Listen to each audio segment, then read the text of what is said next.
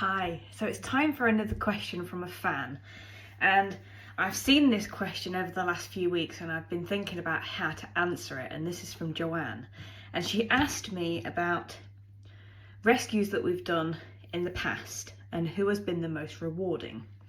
Now, I'm just going to take this opportunity to say, just to clarify, I'm not a rescue, but obviously I have done some rescues in the past, as Joanne pointed out. And each rescue is rewarding within, on its own.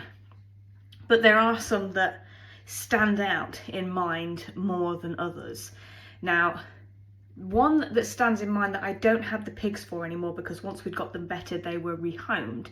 And it was 3 girls that we'd got, and I want to say it was in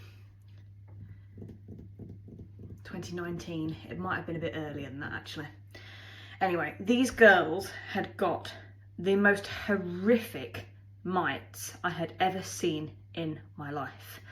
I can still hear the noise of those girls screaming in pain from these burrowing mites. And when we got them, we took them straight up to the vet, like immediately. As soon as they were in our care, it was like straight to the vet, got straight on the phone, straight up there. And it was mange mites.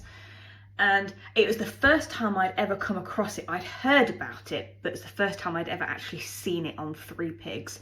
And we ended up cutting up Mark's socks, trying to stop them from scratching at their skin, because they were in so much pain. They were bleeding, they were blistered, they were bald, and so I can still hear that scream in my head, and that was really difficult. Thankfully, after a long recovery, all those girls made it and were rehomed, and as far as I know, are very, very happy.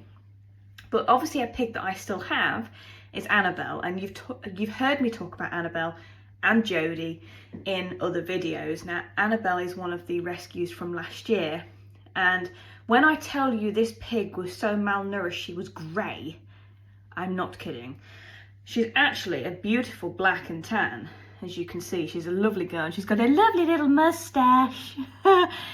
But she was so malnourished and just used to produce endless amounts of pups that her body didn't have the nutrition it needed to do basic things like grow hair and nails and just generally be a good, healthy pig. She was so thin and frail.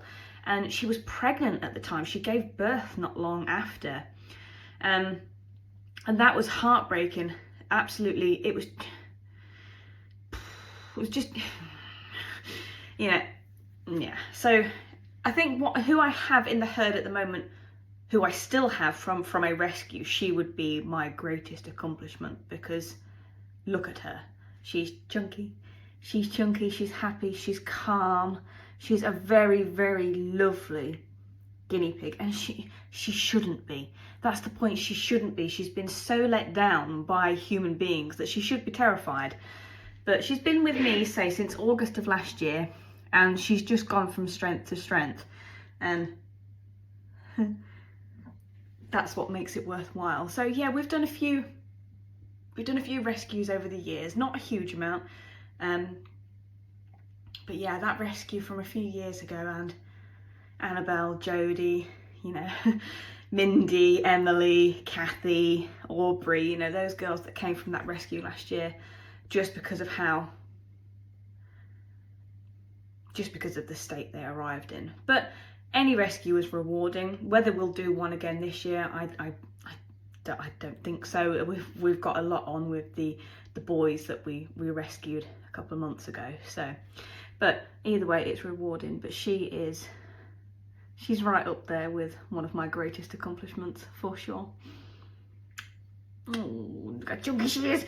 Oh, she's so beautiful. So there we go. Thank you very much, Joanne, for your question, and the beautiful Annabelle.